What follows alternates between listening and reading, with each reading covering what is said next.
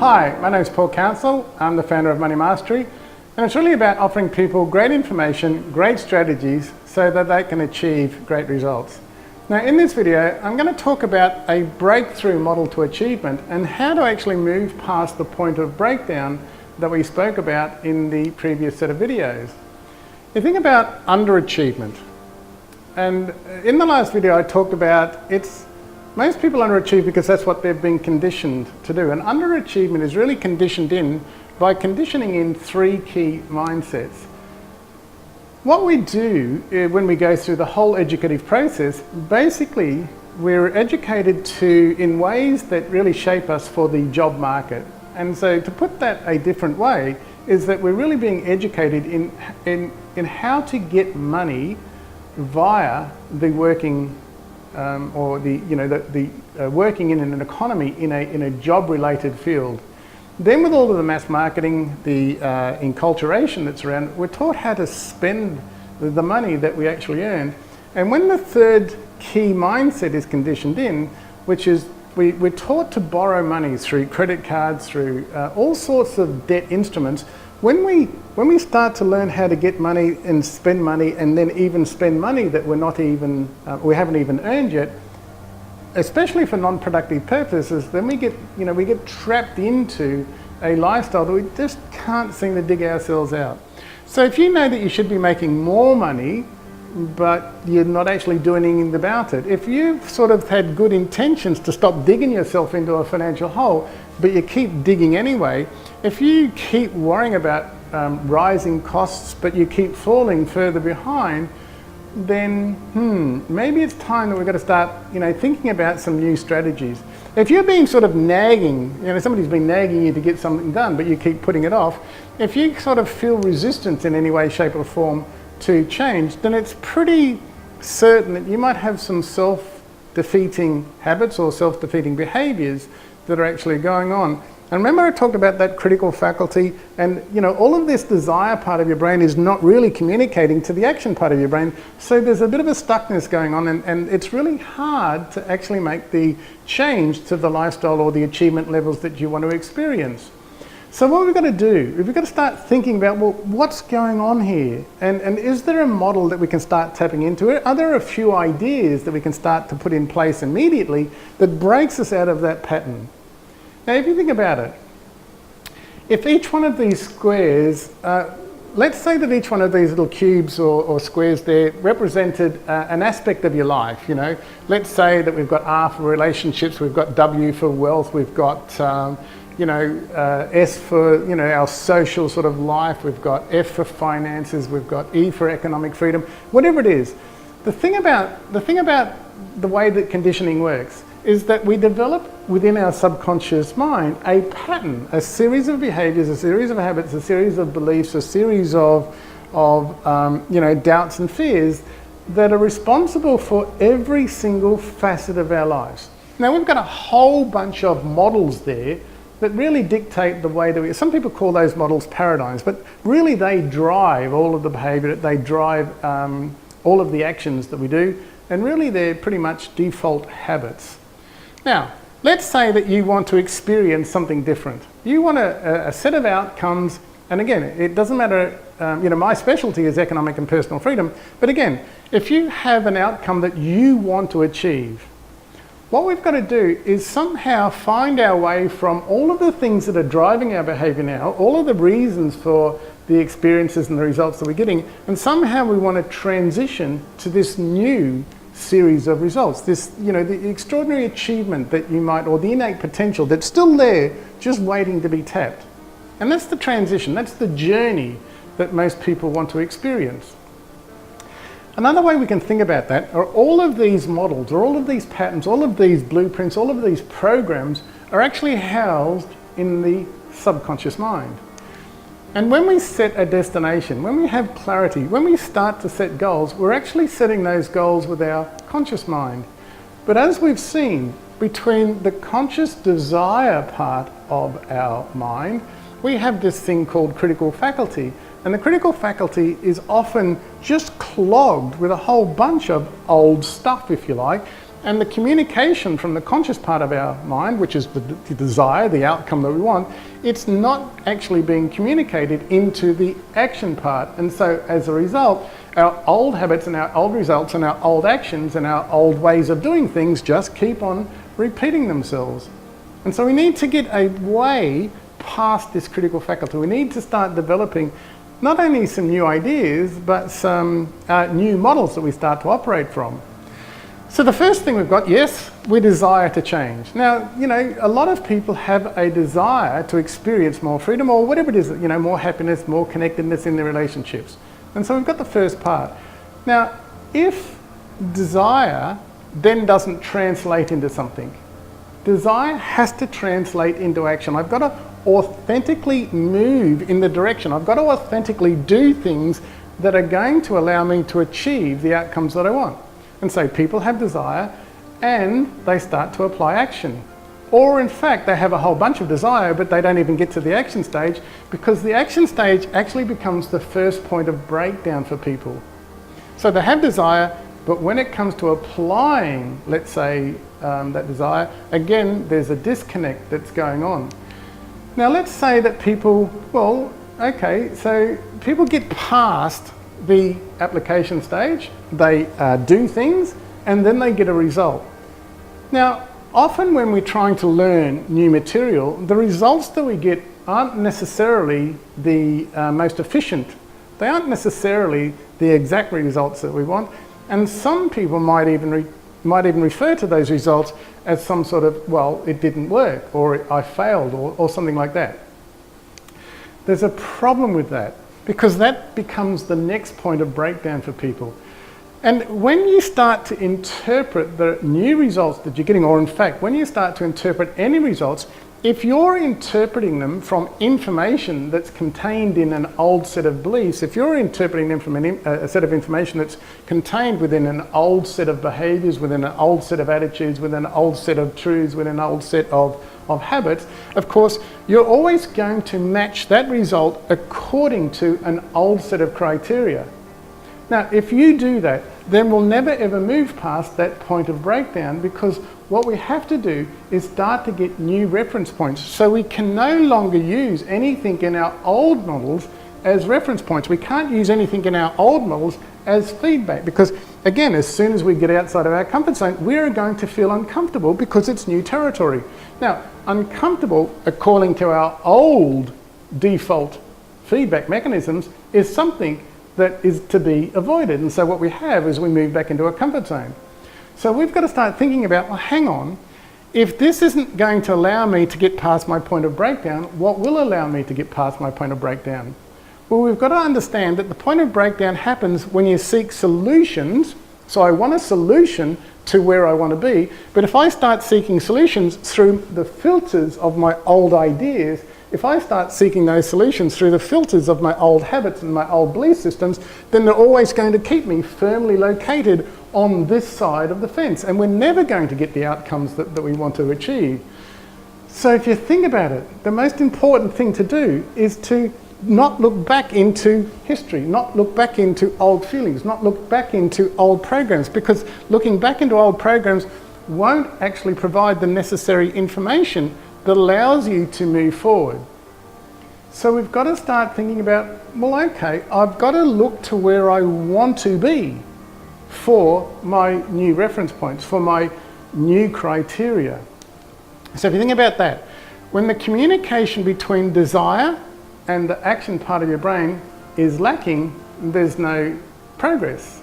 And what we do is we come up with a whole bunch of emotions, and those emotions lead to certain thoughts, and those certain thoughts lead to history. Well, hang on, I experienced this once before, it felt uncomfortable, so what I did is I retreated back into my comfort zone, and when we do that over and over again, it sets up a pattern.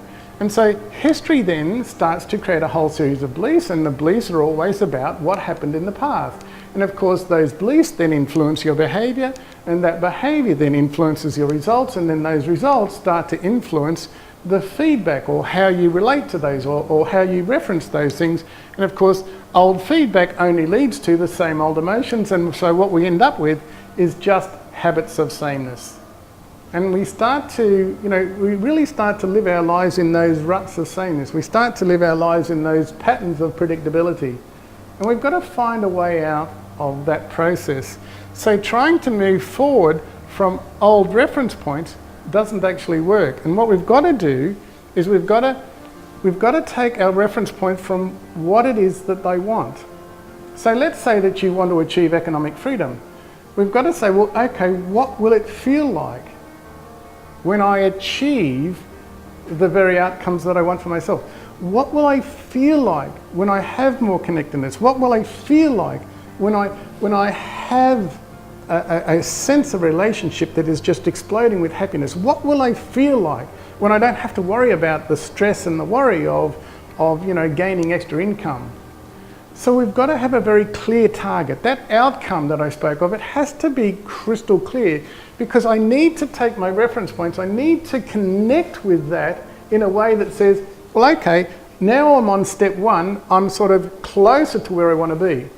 Now, if you think about a target, if you think about where you want to be, if you hold that in crystal clarity, then it just makes sense. If you think about somebody, aiming towards a target and shooting something at target because you've got something to aim at. But just imagine that you have no target to aim at. Just imagine that there is no crystal clear outcome there. Then, hang on, what actually happens? Well, my future, those dreams that I once had, they start sort of evaporating, they start sort of disappearing. And then I start to find myself, aiming all over the place, trying to do, going here, going there, without having anything specific to aim at. And so without clarity, without that clarity of outcome, there is simply nothing to aim at. If there's nothing to aim back, then my subconscious, my old patterns just keep me walking those ruts of sameness year after year.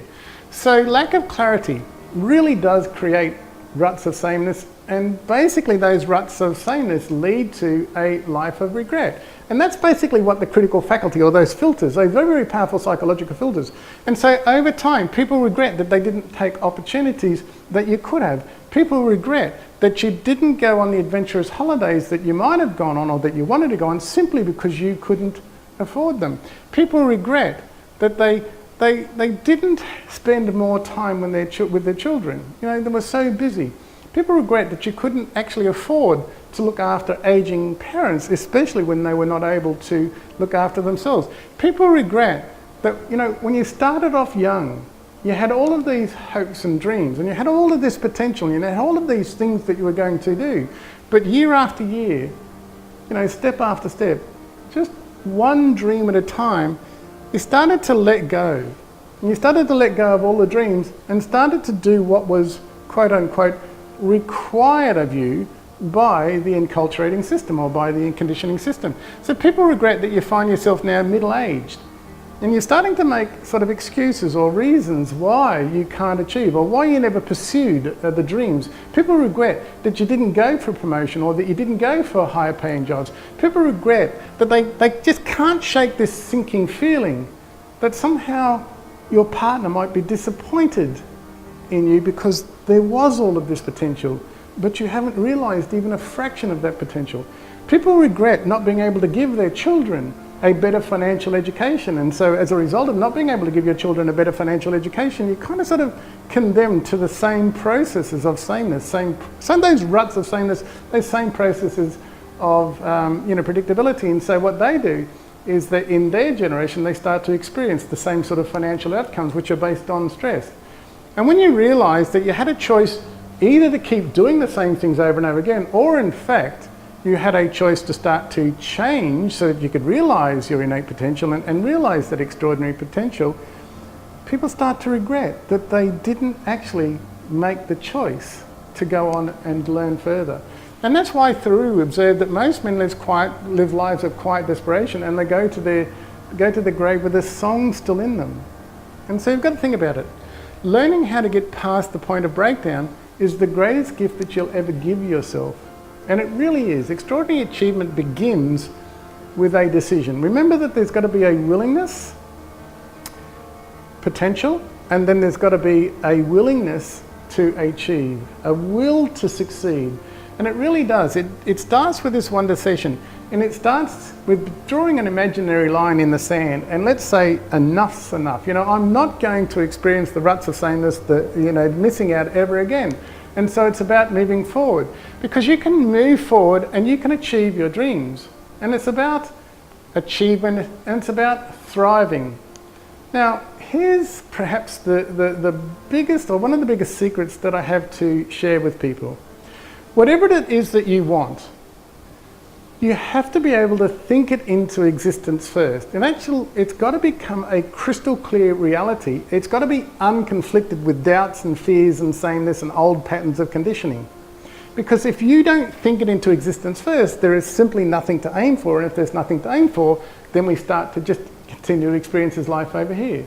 Now, this is the big mistake that most people make, and it's the mistake that's basically being conditioned in.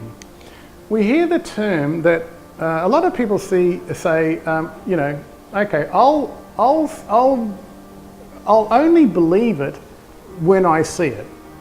And that's kind of sort of the doubting Thomas, model of the world. And what they do is say, look, if it appears in physical reality, then I'll get sort of, all engaged in it, and then I'll actually believe it. Now, it doesn't actually work that way. What you have to have is an ability to think your outcome into existence first. And so it's about believing, it's about creating a mental reality of it.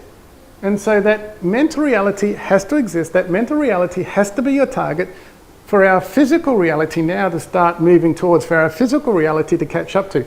Because the faster speed is the mental reality. Now, if you don't create an unconflicted picture of the outcomes that you want in mind first, then those outcomes are always going to be confused, they're always going to be in this fog, and we're always going to just remain in this world of sameness.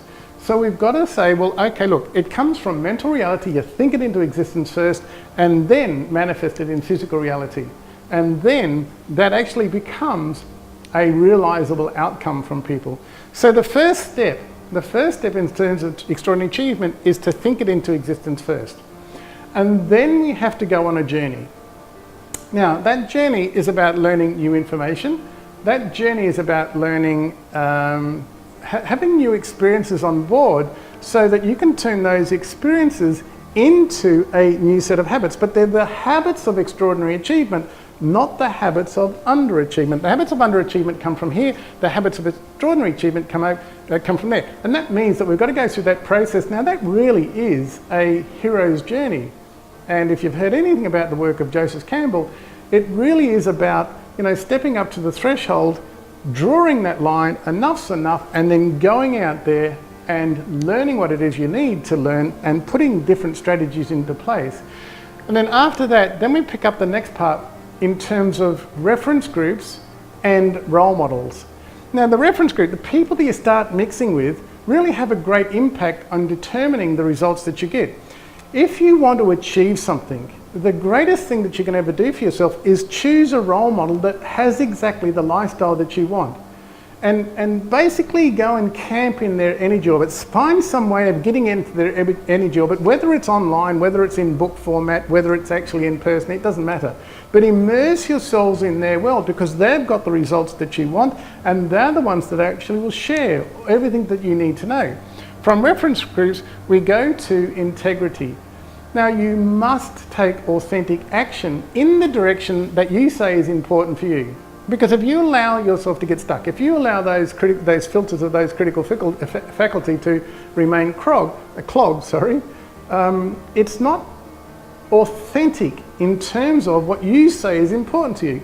So you have to have an integrity to your intention. Of course, that's your intention. You've created your intention in mental reality. And mental reality is a reality, it's just not physical reality. So you've got this unconflicted desire, you've got this unconflicted image of where you want, then that's already created. Now you have to move in that direction. So you have to have integrity to your innate potential. And after that, then we start to validate the new you. Because most of society, most of enculturation, most of conditioning is set up in a way that doesn't validate you. It doesn't give you a voice, and so we often feel unheard. We often feel invalidated, and we often feel as though that nobody understands us. So we've got to take the lead role there. You've got to validate yourself. You have to become responsible for validating the new you, the person that you want to experience, the person that you want to, that taps into that potential that you're still there. You've got to take on the role of validating, because most of society is not going to do that for you. And from there, we think about the environment that we want to immerse ourselves in. Now, a lot of people are immersed in a toxic environment, not only a toxic environment in terms of the physical environment, but the work environment, the emotional environment, the psychological environment. It's pretty toxic. So if you think about, hang on, if I'm to make this journey, what I want to do is I want to immerse myself in the most fertile environment possible, the most fertile environment for learning, the most fertile environment for support, the most fertile environment for friendship. You want to immerse yourself into an environment of a whole group of people who are heading in the same direction that you want to travel in yourself. And of course, when you've got that, you've got thrive. And under the right conditions, every human organisation, every human, every animal, every organisation, every living organisation, under the right conditions, they will all thrive and achieve a greater sense of their potential.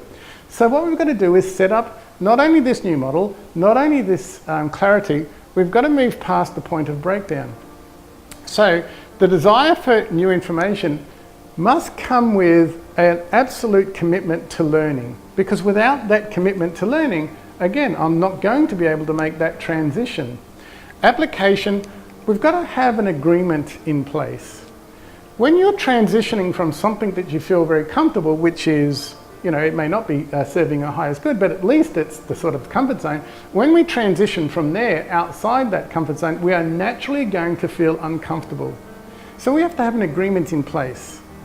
And that agreement says, if you are feeling uncomfortable, that's the absolute best emotion for you, or that's the best feeling for you to experience at this time. Because if you're feeling uncomfortable, it means that you're actually on your journey into the unknown.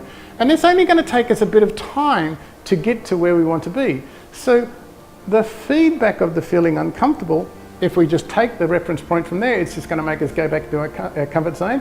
But if we actually take the reference point from there, then uncomfort or discomfort is actually the correct feeling, and it's the most powerful feeling. Because when we're starting to learn something new, of course we're going to be a bit clumsy, of course we're not going to be able to do it. But if we keep on learning, then that discomfort then moves into a new level.